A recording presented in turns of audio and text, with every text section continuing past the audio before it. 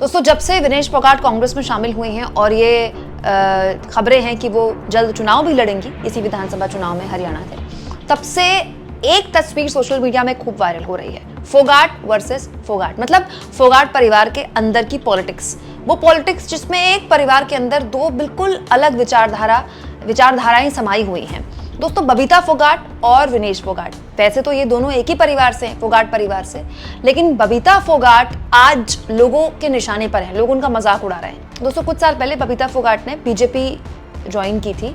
हालांकि बीजेपी ने उनको टिकट भी दिया, लेकिन वो जीत नहीं पाई। लेकिन जैसे ही बीजेपी ने अपनी पहली सूची जारी की, बबीता फोगाट को लोग जबरदस्त तरीके से ट्रोल भी करने लगे और उनका मजाक भी उड़ाने लगे। वहीं दूसरी ओर दोस्तों, वक्त इतना ताकतवर है कि विनेश फोगाट जब कांग्रेस में शामिल हुई और ये ऐलान हुआ कि वो जल्द चुनाव भी लड़ेंगी, ये अपने आप में विनेश फोगाट को एक तरह से 21 साबित कर गया बबीता फोगाट के सामने नैतिकता के आधार पर। हुआ ये दोस्तों कि जब पहली सूची जारी हुई बीजेपी की, तो हर नेता उम्मीद करता है, चाहे वो चुनाव हारा हो चाहे वो जीता हो, उम्मीद करता है कि इस बार एक बार फिर उसको मौका मिलेगा। और जाहिर तौर पर बबीता फोगाट तो इतनी बड़ी स्टार है, उन पर तो दंगल फिल्म बन चुकी है, मतलब बहुत बड़ी स्टार है। फोगाट परिवार की सारी बेटियां स्टार हैं भाई।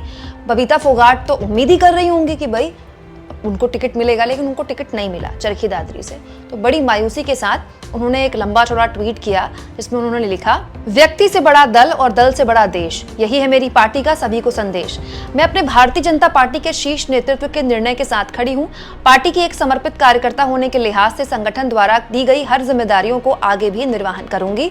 मैं अपने विधानसभा क्षेत्र चरखी दादरी के देवतुल्य जनता जनार्दन का हृदय से आभार व्यक्त करती हूँ, जिन्होंने मुझे अपनी बेटी और बहन की तरह सदैव अपना असीम प्रेम व आशीर्वाद दिया।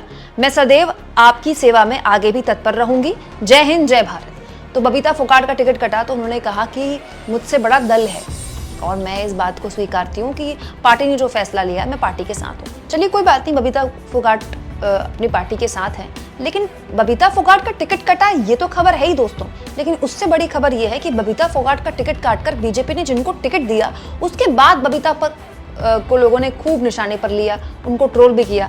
जैसे 4 PM यूट्यूब चैनल है 4 PM दोस्तों, उनके संपादक है संजय शर्मा, वरिष्ठ पत्रकार संजय शर्मा ने लिखा, आपकी जगह किसी को भी टिकट दे देते, पर एक बलात्कारी की मदद करने वाले को टिकट देना सही नहीं है। अब आप कहेंगे बलात्कारी की मदद करने वाला मतलब? दोस्तों, चरखी दादरी से बीजेपी ने बबीता फोगाट का टिकट काट के, जानते हैं किसको टिकट दिया है? वो शख्स जो बेहद गंभीर आरोप, औरतों के खिलाफ बेहद गंभीर आरोप झेल रहे गुरमीत राम रहीम, डेरा सच्चा सौदा के प्रमुख गुरमीत राम रहीम को थोक के भाव में राहत दे चुके हैं। दोस्तों, सुनील सांगवान जो अभी कुछ वक्त पहले ही बीजेपी में शामिल हुए हैं, उन्होंने VRS ली थी। हरियाणा सरकार में राजस्व और सहकारी मंत्री रहे सतपाल सांगवान के बेटे और इन्होंने 2002 में हरियाणा के जेल विभाग में इनको तैनाती मिली थी। इसके बाद से ये लगातार कार्यरत हैं अपने काम में। इस बीच जैसे ही चुनाव की तारीखों का ऐलान हुआ हरियाणा में, सुगबुगाहट तेज हो गई और सुनील सांगवान ने दोस्तों VRS ले ली। उनकी VRS लेते ही पार्टी ने उनको चरखी दादरी से टिकट दे दिया। अब आप कहेंगे इसमें प्रॉब्लम क्या है? दोस्तों, इसमें पेच ये है कि सुनील सांगवान हरियाणा की सुनारिया जेल के उस अधीक्षक पद में रहे जिस पद में रहते हुए डेरा सच्चा सौदा के प्रमुख गुरमीत राम रहीम को 21 दिन की फरलो मिली है अभी चुनाव से पहले। यही नहीं दोस्तों, राम रहीम को जब से सजा हुई है तब से अब तक उनको 10 बार फरलो, इसके अलावा परोल और रिहाई मिल चुकी है। इस 10 में से 6 मौकों में सुनील सांगवान जेल के अधीक्षक थे। मतलब जिस जेल के जेलर थे सुनील सांगवान, उस जेल में खूब थोक के भाव में राहत मिली। किसे? राम रहीम को। और सुनील सांगवान ने जैसे ही VRS ली, वक्त से पहले रिटायर हुए, बीजेपी में शामिल हुए और बीजेपी ने उनको टिकट भी दे दिया। अब जाहिर तौर पर लोग बबीता फोगाट से सवाल भी तो पूछेंगे ही ना कि एक महिला के तौर पर, चलिए उनका टिकट कटा कोई बात नहीं, वो मानती हैं कि उनसे बड़ी पार्टी है, लेकिन एक कार्यकर्ता के तौर पर तो बबीता फोगाट अपनी पार्टी से कह सकती थी ना कि आप किस आदमी को टिकट दे रहे हैं। ऐसा कैसे हो सकता है दोस्तों कि पश्चिम बंगाल में जो लेडी डॉक्टर के साथ दरिंदगी हुई, उसको लेकर बीजेपी अभी भी सड़कों पर है, अभी भी बीजेपी उसको लेकर जबरदस्त तरीके से हंगामा कर रही है पश्चिम बंगाल में, ठीक है। और इधर आप एक ऐसे शख्स को टिकट दे रहे हैं जो उस जेल का जेलर है जिसमें थोक के भाव में राम रहीम जैसे शख्स को राहत मिली है और चुनाव से पहले भी मिली है। और मजे की बात यह है कि इसका जिक्र भी नहीं किया बबीता फोगाट ने। एक औरत के तौर पर क्या उन्हें यह सब सुनकर अच्छा लग रहा है कि उनका टिकट कटा तो कटा, लेकिन जिसको मिला उस पर किस तरह के आरोप अब लग रहे हैं। यहाँ पर मैं आपको ये भी बता दूं दोस्तों कि विनेश फोगाट जिस वक्त अपने साथी पहलवान, महिला पहलवानों के साथ दिल्ली के जंतर मंतर पर बैठी थी, तो भी बबीता फोगाट ने उनका साथ नहीं दिया था, क्योंकि बबीता फोगाट तो बीजेपी में शामिल ही हो चुकी थी तब। तो बबीता फोगाट वैसे भी इस लड़ाई में कभी भी विनेश फोगाट के साथ नहीं रही, या साक्षी मलिक के साथ नहीं रही, या फिर बजरंग पूनिया के साथ नहीं रही। लेकिन ये तो हद से ज्यादा सेंसिटिव इशू है दोस्तों।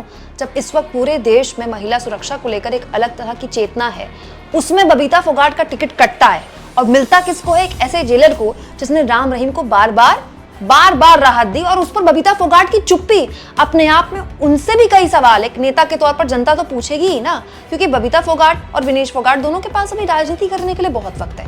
वहीं दूसरी ओर दोस्तों, विनेश फोगाट इस नैतिकता के पैमाने में बबीता फोगाट से 21 साबित होती हैं, क्योंकि विनेश फोगाट ने न केवल जंतर मंतर में रह के महिला पहलवानों के खिलाफ हो रहे अपराधों पर वो खुलकर बोली, बार बोली, बल्कि उसके बाद जब ये कहा गया कि उनका करियर खत्म हो गया, अब तो क्या ही कर पाएंगी, न केवल उन्होंने ओलंपिक के लिए क्वालिफाई किया, बल्कि फाइनल में जगह बनाकर, भले ही मेडल उनके हाथ से टेक्निकल रीजन की वजह से निकला हो, लेकिन जगह बनाकर उन्होंने साबित कर दिया कि हुनर कितना है उनमें। दोस्तों अगर उनका वजन उतना ही होता जितने नियम कहते हैं ओलंपिक के, तो अगर गोल्ड नहीं तो सिल्वर तो जीतती। और दोस्तों ये सब विनेश फोगाट ने तब किया जब एक तरह से पूरा सिस्टम उनके खिलाफ था, कम से कम उन्होंने आरोप तो लगाए।